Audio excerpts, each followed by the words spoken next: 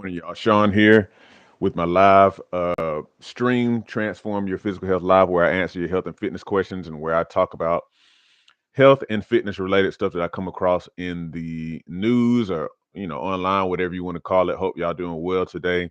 Remember, if you have a health and fitness question, put it in the chat, and I do my best to answer it based on my experience as a personal trainer and just a health and fitness enthusiast in general. So I came across a video that I am going to post in the description. And the video, I actually closed it. Um, I don't know why I closed it, but anyway, the video is talking about. Actually, let me go ahead and open it here so that I can see the title. Okay, and so the title of this video is it comes from NBC News and it says scientists studying Parkinson's belt believe disease is linked to chemicals. Now, that's not something that is like kind of new knowledge for me because I've heard of people talking about stuff like Parkinson's perhaps being associated with different chemicals. But I just listened to that video just out of curiosity, just to see what it's talking about. And if you know that Parkinson's disease is what Michael J. Fox, the famous actor from Back to the Future and Homeward Bound, what he's dealt with for all of these years and advocated for a cure for and all this kind of stuff. And and in this video, they were talking about like there are particular areas in our country that people are doing research in. They've identified as quote Parkinson's belt belts or Parkinson's. I can't remember the other term they use, like regions where Parkinson's disease is especially prevalent, a whole lot more than average. In some places, in this particular area in Pittsburgh, four times the national average. Four times.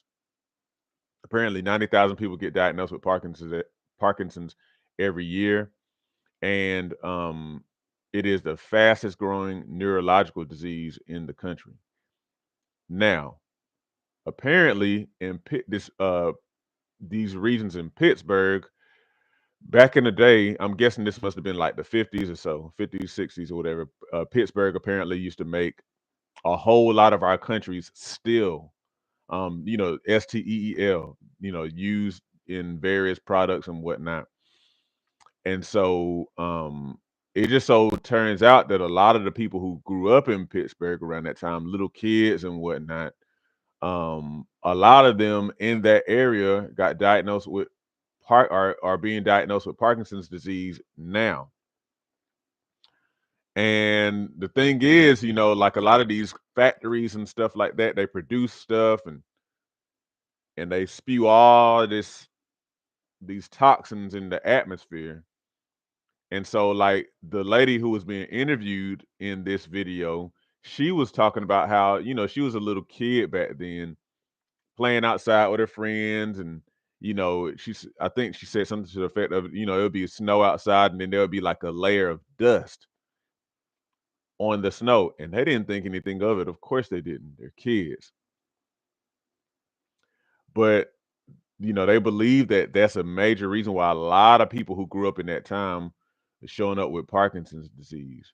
So a doctor who was also interviewed in that particular video spot was saying that Parkinson's disease is linked to various chemicals, manufacturing chemicals, agricultural chemicals, even more specifically like degreasing and dry cleaning chemicals, exposure, significant exposure to those kinds of things.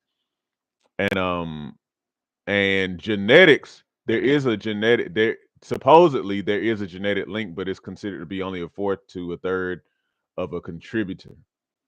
Now, what this brings to my mind is the term epigenetics.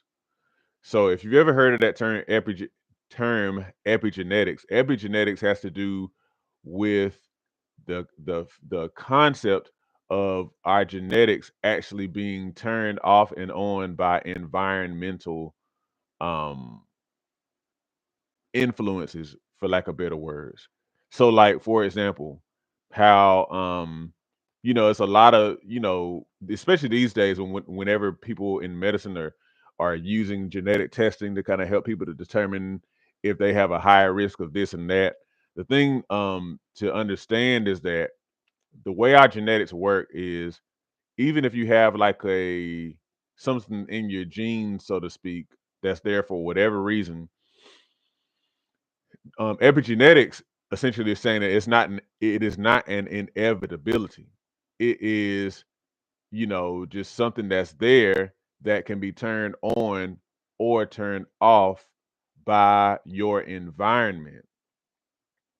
You know, a lot of the controllable factors, what you eat, whether or not you exercise, how much you exercise, your rest, your stress levels, if they're managed well, et cetera, et cetera. Now, when it comes to growing up around factories and all this kind of stuff, this stuff just really bothers me.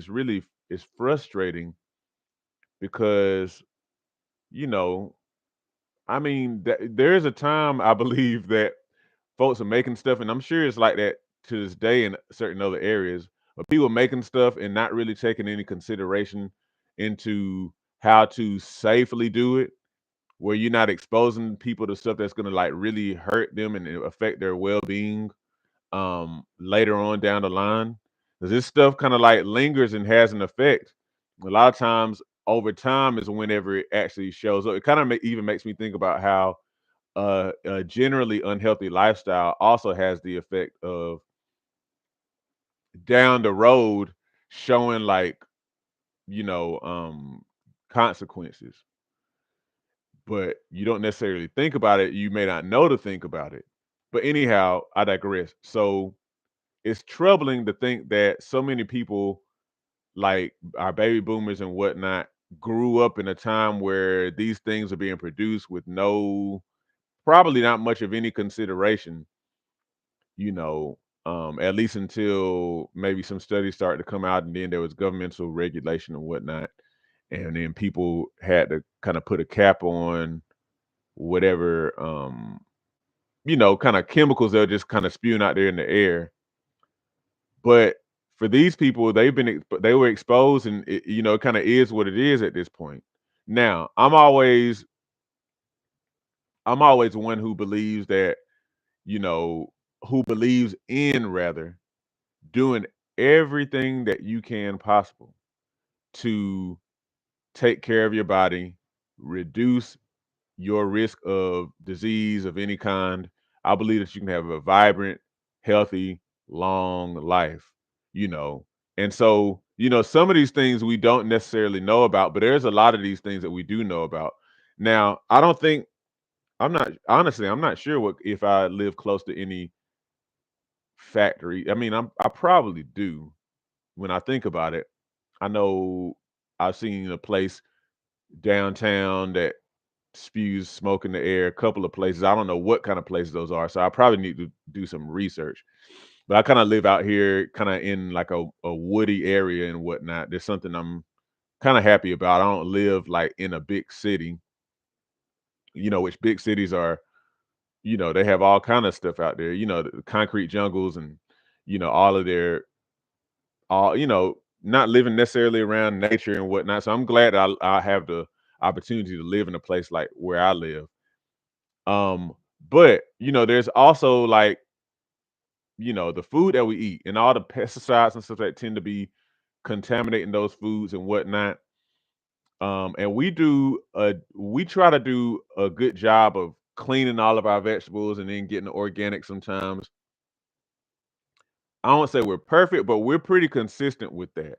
Cleaning our vegetables with baking soda and vinegar and rinsing them well. Sometimes, rubbing them and rinsing them, and just different things like that, growing our food. And I'm determined this year that this is going to be a great growing year for us. We've been growing vegetables really ever since my wife and I got married. Um, so this is, you know, well, like almost 13 years. And so, so anyhow, or almost 14 years actually.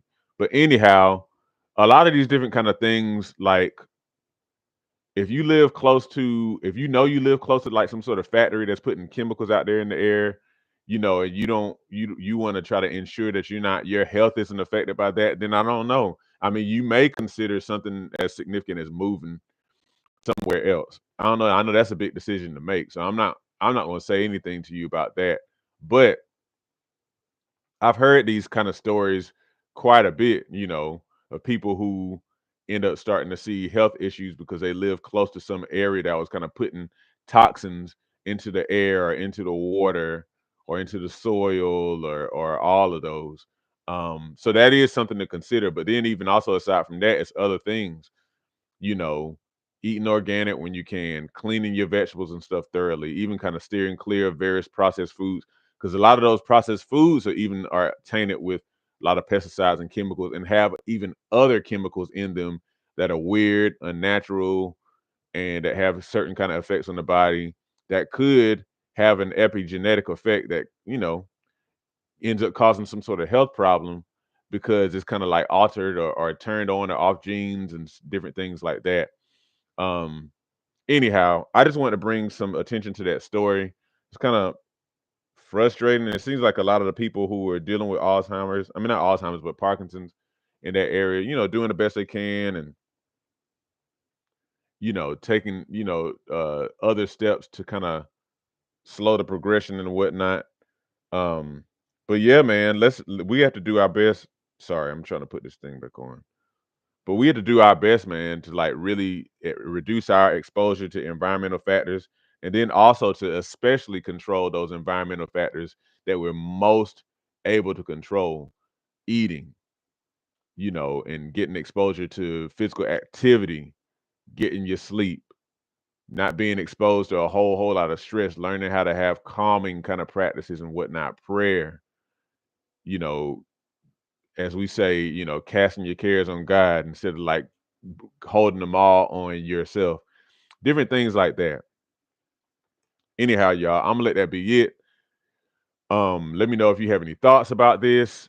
And Lord willing, see you in the morning, 10 a.m. Y'all take care and have a good one.